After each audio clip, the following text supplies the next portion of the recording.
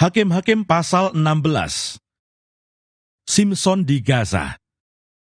Pada suatu kali, ketika Simson pergi ke Gaza, dilihatnya di sana seorang perempuan sundal, lalu menghampiri dia. Ketika diberitahukan kepada orang-orang Gaza, Simson telah datang ke sini, maka mereka mengepung tempat itu dan siap menghadang dia semalam-malaman itu di pintu gerbang kota. Tetapi semalam-malaman itu, mereka tidak berbuat apa-apa karena pikirnya, nanti pada waktu fajar, kita akan membunuh dia. Tetapi Simson tidur di situ sampai tengah malam. Pada waktu tengah malam, bangunlah ia. Dipegangnya kedua daun pintu gerbang kota itu, dan kedua tiang pintu. Dicabutnyalah semuanya beserta palangnya. Diletakkannya di atas kedua bahunya. Lalu semuanya itu diangkatnya ke puncak gunung yang berhadapan dengan Hebron.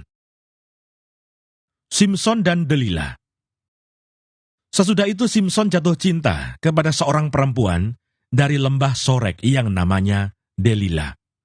Lalu datanglah raja-raja kota orang Filistin kepada perempuan itu sambil berkata, "Cobalah bujuk dia untuk mengetahui, karena apakah kekuatannya demikian besar, dan dengan apakah kami dapat mengalahkan dia dan mengikat dia untuk menundukkannya. Maka kami masing-masing akan memberikan 1.100 uang perak kepadamu." Lalu berkatalah Delila kepada Simson, "Ceritakanlah kiranya kepadaku, karena apakah kekuatanmu demikian besar, dan dengan apakah engkau harus diikat untuk ditundukkan?" Jawab Simson kepadanya, "Jika aku diikat dengan 7 tali busur yang baru, yang belum kering, maka aku akan menjadi lemah, dan menjadi seperti orang lain manapun juga." Lalu raja-raja kota orang Filistin membawa 7 tali busur yang baru, yang belum kering kepada perempuan itu. Dan ia mengikat Simson dengan tali-tali itu. Sedang di kamarnya ada orang bersiap-siap. Kemudian berserulah perempuan itu kepadanya, "Orang-orang Filistin menyergap engkau, Simson." Tetapi ia memutuskan tali-tali busur itu, seperti tali rami yang terbakar putus apabila kena api. Dan tidaklah ketahuan di mana duduk kekuatannya itu. Kemudian berkatalah Delila kepada Simson, "Sesungguhnya engkau telah mempermain-mainkan dan membohongi aku. Sekarang ceritakanlah kiranya kepadaku, dengan apa engkau dapat diikat?"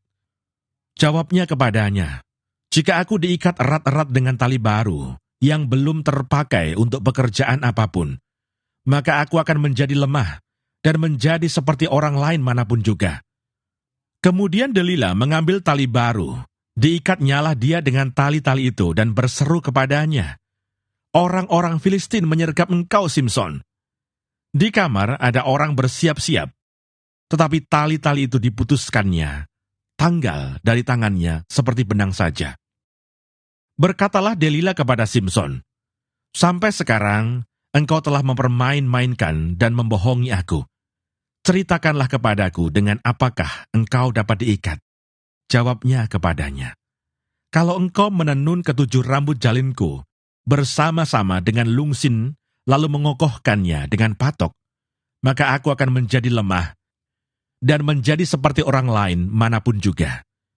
Kemudian perempuan itu mengokohkan lagi tenunan itu dengan patok, lalu berserulah ia kepadanya, "Orang-orang Filistin menyergap engkau, Simson."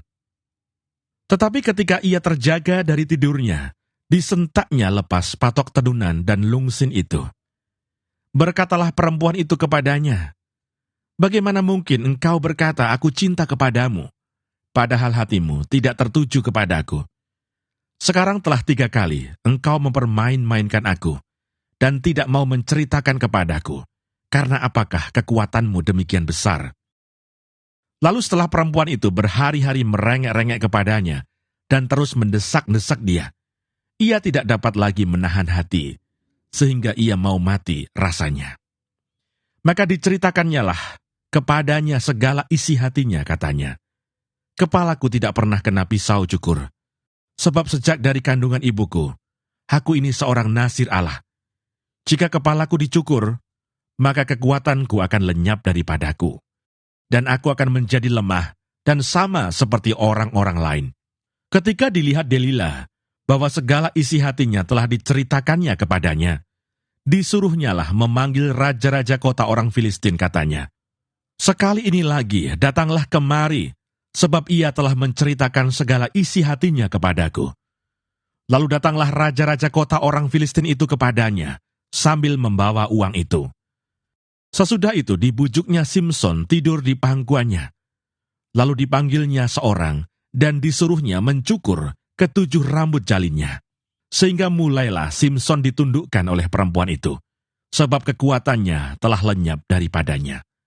Lalu berserulah perempuan itu, "Orang Filistin menyergap engkau, Simson."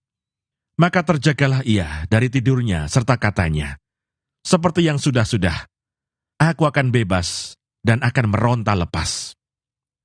Tetapi tidaklah diketahuinya bahwa Tuhan telah meninggalkan dia. Orang Filistin itu menangkap dia, mencungkil kedua matanya, dan membawanya ke Gaza.